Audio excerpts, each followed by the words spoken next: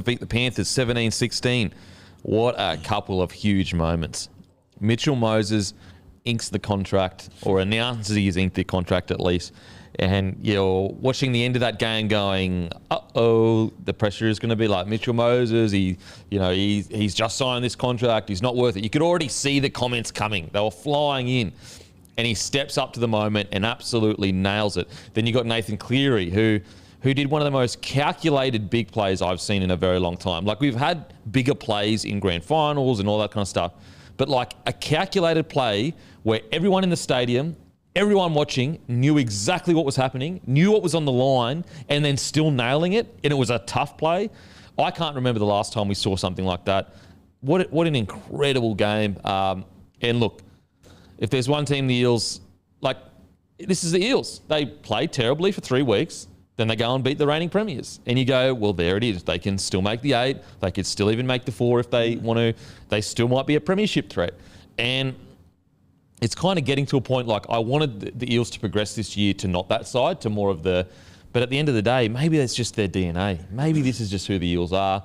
They're going to rock up, have a few bad games, but when the big games come, they usually turn up. All jokes aside and everything, I thought Ryan Madison... him coming into this side was huge, absolutely massive. And I just thought that the back end of that game, like when Nath Cleary has that moment and then Junior gets sent from the field, there's not a hope in hell Parramatta win that game 2 years ago. Not a hope in hell they come back from that. Yeah. I thought it was incredible. I thought it was great to see Mitch Moses stand and deliver in that moment. As soon as Nath kicked that field goal, I went, fuck. Yep. This is a nightmare for Parramatta. They've done so well to be in this game. And then I also thought the other thing about Nath, like the field goal was amazing. For him to kick for touch and find touch on the 37-metre line, it's crazy. Like it was all just perfect. And we were saying, we were watching it live with a few beers, but even watching it, like he didn't kick it from in front. He was on the side, so it's about a 55 Mate, it's a massive kick. That I'm kick. saying he should have just tapped it and kicked the fucking thing. He probably would have got it. It was honestly it was huge. It was a huge kick, and also like if he had to kick that from 20 metres out, it would be impressive. It wasn't in the middle of the field. Unbelievable. What makes me sick to think of where Nathan Cleary's at in his career is just as a clutch player. I don't know about you boys, but I would have been low-key disappointed if he missed it because he is that good. Yeah. There's no, put it this way, if he smoked it and shaved the upright or was a little bit to the left, a little bit to the right, so be it. But so many players get that shot and they... completely shank it. Yeah. But Cleary... I was like, I expect him to get it. He's a freak. And it's one of those things too that I would assume he would have never practiced doing that. Why would you? I mean, such a small, the chances of being in a game, 2 points down, you're in that position on the field, they're so small. And I think it's been, what's it been, 3 games now? So St. Helens had that clutch conversion. And then there was another one, or was that the other one? So that was the one where he did the ice in the veins. That was ice in the veins, Was there another one since then? Anyway, he is just... Won't be his last. Honestly, he is so incredible. But then Mitchell Moses, even the Mitchell Moses situation, so they roll down the field and I go, that is great by the Eels. Super simple. Everyone's on board. Aggressive running. No one's trying to offload and be a hero. But then they passed, I think, to Mitchell Moses and he had to quickly offload and then they got caught on the edge of the field. I'm going, oh, shit. This is so Eels. Like, they did everything perfectly and then in the second last play, they fucking take it to the wrong part of the field. But I think, as you said, this new Mitchell Moses that's a bit more mature, a bit more, calm under pressure, gets back into the middle of the field. I think it was RCG with a massive run. Well, he was at least one of the runs in the set. And then Moses nailed it. He absolutely nailed it. What a game. And what the cool, calm head of Brendan Hands. Getting him back there. Debut. Beautiful ball for Mitchy Moses. Debut. Think about what's going through his head. Yeah. Because, it's the pressure that you're just feeling on you going, I have to not only get the ball to Mitchell Moses, I have to nail it. Because if it is a bit to the left, a bit to the right, it's gone. We were talking about it the other day. I think we all agree he's got to start at 9 next week. Hands. Yeah, so I was going to get into a bit later on this one, but yeah, look, I don't know about next week should he start because it's only been 1 week, but I think that we can all agree that Hodgson individually has been playing good footy. Outside of his defence this game, he missed quite a few tackles, and that's a mixture of two things. He was shooting up out of the line, so sometimes you can miss and you put pressure on a player, so he actually stops, but. The problem is that we've spoke about it Hodgson arriving, you've got enough firepower in Moses and Dylan Brown. So even if individually Hodgson is playing good footy, is it what the team needs right now? It's only been 1 week, but I think they look like a better, more structured side when Hands came on the field because he was just delivering service. And so I want to see another game or two, but I just think that Hodgson's the perfect guy to bring on for 20 minutes either side of the half and just go, mate, like basically say, all right, Mitch Moses, have a rest, just be really structured for this 20 minutes. Hodgson, lead the boys around for 20 minutes, up the tempo, play around the ruck, do what you want to do, get him off the field, then Hands comes back on and then goes back to Mitchell Moses' ball. I personally think that may be where they land. I put it this way, if Hands has another game like that, that's how I'd be playing. I'd be having Hodgson on the bench. I'd be having Hands play the majority of the minutes with Hodgson coming on for 20 to 30 minutes a game, sometimes 40. Oh, I had a lot of question marks over whether Hodgson would play 80 minutes. You backed him in to play 80, and I think he's shown that he can play 80. But is it best for the team for him to play 80 would be my question. Do you get more out of Hodgson if you play him for 50, 60 minutes? That's sort of the angle that I'd be going. See, I'd go lower. I think Hands was really, really good. Now, again, I'll be going lower if the same thing happens next game and Hands comes on and plays really well, then I will consider it. But it's only been one game. Like Hands could come on tomorrow and next game and play poorly, and you go, well, let's keep Hodgson there and just try and build this that's fair. I combination. don't think the answer is Hands playing 50 minutes, though. And look, maybe it is. I think the answer is more, and this was always going to be the issue, I think it's we need to teach Hodge. I know this is hard because he's such a veteran of the game, to stop playing such an aggressive hand in attack. And he needs to take a back seat and say, I've got these 2-star halves outside me. He can give that good service. And he needs to sit back and just give it. When the opportunity rises to attack, go for it. But he needs to take a step back. I think that's the play rather than Hands playing big minutes. Maybe like a 50-30 split, sweet. But I think Hodjo is still the man to play the bigger minutes. That's what I'd be going for, I think. Yeah. I'd be going similar to the Benny Hunt, Harry Grant combination in Queensland. Benny Hunt, although he does have quite a good running game, quite structured, great pill. Harry Grant comes on and he just tears them apart through the middle. I think Hodgson could do the same. I just think Hodgson may be too far along in his career to become a totally different player because it's just so not what he is. He is usually the main guy, usually the guy that's calling the shots. I just think they look so much more... Their play just opened right up when Hands came on. So it's going to be interesting. I think either way, like, Hodgson is a positive for that side, for sure. And it almost feels unfair saying this because he hasn't been playing poorly. He hasn't at all. But there's just something about combinations that I think that Hands may be able to provide Moses a bit more direction. You might be right. Brad Arthur's shown us over the last few weeks he's probably not afraid to use 4 interchanges on hookers. Play the big boys for big minutes. It's going to be interesting now. Junior's gone. He's been playing, 60, 65 minutes the last few weeks. They've got Matto back, obviously, but it's going to test those guys on the bench that haven't played huge minutes the last few weeks. Yeah. Obviously, deserves a suspension or whatever, but I think the Junior Polo situation was tough because, I'm pretty sure he was jumping to avoid leg sweeping around and hitting him, and it just went completely wrong. Holy shit! If you don't take notice of the legs that are swinging around and that you'd be like, did he jump into his head? Oh, big fella, brain explosion. So anyway, outside of that, just a good win for the Eels. Once again, we're almost in the same position to a degree as last year. Last year they had more wins on the board, but you go, well, we know they can do it. So they're almost the team that you just go, I can't judge them because we know one day they'll turn up and just go, boom, beat the Premiers. It's nearly identical to last year. It's crazy. It is honestly crazy. They can lose their next 2, but they can still beat Penrith on their day. I know, which is insane. Obviously. So I think there's a lot of... I will say is really interesting. So there's an article that has come out basically saying that the Eels have informed Gutho that they're looking for a fullback, or at least it's weird because then they were even if they sign someone, that someone might be on the bench and they come on and fullback and then Gutho moves somewhere.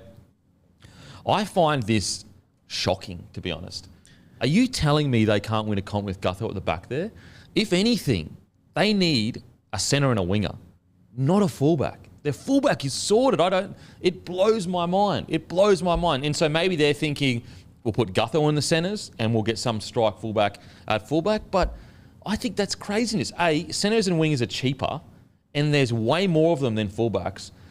I cannot believe for the life of me, and maybe it's not true, so I apologise if this is just a random report, but if they're looking to replace Gutho, or not replace Gutho, because he'll still, apparently in the article it said Gutho had given them, Gutho had basically said to the club, whatever is best for the club, I will do it, which is a captain. What an incredible bloke. But I cannot for the life of me believe that they need a fullback. Like, they need a centre and a winger. It was a bizarre article, wasn't it? I got halfway through it and went, am I getting batooted here? Is this because they were like, what is going on? Maybe the recruit wouldn't play fullback. He would come off the bench, and it's like, what? Strange. Like, so is it? Has the club said to Gutho, we just need a strike outside back, and that's been flipped into we need a fullback, or have they genuinely been like, let Gutho know that we just need a bit more strike, and you may be the person that has to move to centre? I don't get it. I don't know what to read into with that article. Yeah. The Raiders are sitting there with Seb Chris at fullback, and the Eels like, oh, Gutho, you're probably not good enough for us at fullback. We need a better fullback. It's bizarre. It seems like, again, on what we know, such disrespect. Like, what more do they want Gutho to do, for God's sake? On the weekend, I'm pretty sure he had a try-saving tackle. Yeah, on Fisher Harris. It was unbelievable. It was unbelievable. Yeah, and then he ran for 218 metres, and he only had one error, which would have been the amount of times he touched the ball. He had 23 runs. And he took some very, very courageous bombs. Crazy. I don't get it. Surely it's not true. Top 5 fullbacks in the NRL at least. He's unreal. And I always ask the question, is he a good enough fullback to win a premiership? Yes, 100%. Much worse fullbacks have won premierships. Oh. It is bizarre to me. I can't, for the life of me, understand how they don't see the fact that they need outside backs. They need a big, good strike outside back. They've got Bensini on one side with Sivo. That's sorted. On the other side, they've got Wonga Blake and Simonson, who they're just unsure of. If Wonga Blake reaches his potential, sure, he can be the strike. But, I think he still had 2 errors on the weekend. And at the same time, Kempy, when you've got Mitch Moses, Dylan Brown, Clint Gutherson, Junior Bolo, Regan Campbell-Gillard, Ryan Madison, Sean Lane, far out. You've got to have a slightly weaker area in your side somewhere. Yeah, 100%. And let's not say Wonga Blake and Bailey are bad footballers by any means, because they're not, but it is the weaker edge of their side. But you can't have everything. Yeah, it is bizarre. And for it to even get out as well. So weird. Very strange. I've noticed it in New South Wales last few weeks. They've been playing Assie at centre. I wouldn't be surprised if he's a guy they bring in over the next few weeks. I think he's very talented. I'm not convinced he's a centre, but I wouldn't be surprised if he turns out to be their best option. Yeah, Wonga Blake apologies had one error and it was a drop ball. So it's not too bad, I guess. When you look at another reason why they won is their completion was unbelievable, especially for the first half. But overall, 95% completion rate. 41 of 43. That is so good. So good. That'd have to be up there with the best completions in a number of years. There was one game where the Warriors nearly completed 100%. They dropped the ball in the last 4 minutes or something like that. Right. So that was at the start of COVID. So that would be the highest in a few years. Shout out to Brad Arthur as well. He obviously picked Hands to play on the weekend. I noticed that Mitch Rain was actually available, so he could have quite easily gone with Rain. He's handed a debut to Hands, and he might have won them that game. He was outstanding, seriously outstanding. Mitchell Moses kicking for over 1,000 metres. It's a great knock. What I loved about the Eels' performance is they simplified everything and just said, you know what, we're going to complete high and kick a lot, and going to constantly kick to Taruva to take Edwards out of the game, even though Edwards got in the game and played well.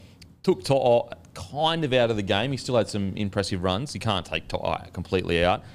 I thought it was fantastic from the Eels. Now, if you just do it every week, because it's not like they played this electrifying, crazy footy. It was good, basic, high completion, low errors, get the job done footy. And if you want to tell the story of Mitch Moses' kicking game, you look at the stats of the Penrith Panthers and their back five. Taruva had 319 run metres. Craziness. 176 were kick return metres. Far out. To'o had 23 kick return metres.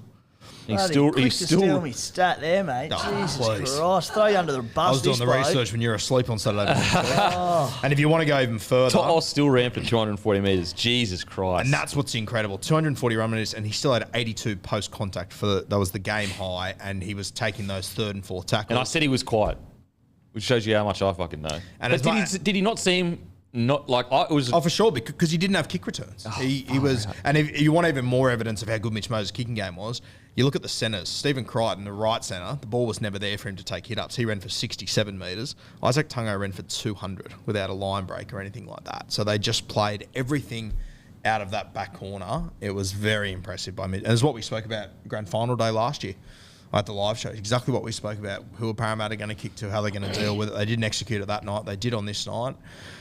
I reckon Taruva's going to run for a lot of metres over the next few weeks because surely other teams would have picked up on that. I just don't know whether teams have like the composure that the Eels had that night. You know, like because it sounds so easy. Yeah, it sounds easy, and you're like, well, why doesn't every team do it? Yep. So yeah, really, really good from the Eels. Like again, it's hard to say, oh, they're back because it's one game, but at the same time, like this, although they had more wins banked up at the start of last year, this is kind of what they were like. Like a couple of poor games, then they would come out because it's what's weird as well is like. It's a 17-16 win. The last two games they've led in 30 points. So you're going with. So you're telling me that the Panthers are easier to defend against than the Sharks or who was the week before for the Eels? Anyway, the two teams that they played. Yeah, so a great knock by the Eels. Really, really good win. And Mitchell Moses, absolute class. Absolute class. I thought it was interesting this morning. I had a look on Sportsbet. Do you know who the premiership favourites are still? Panthers? Yep, $4. Once again, even when they lose, only leaking 17 points. Yep. Like they're just fuck.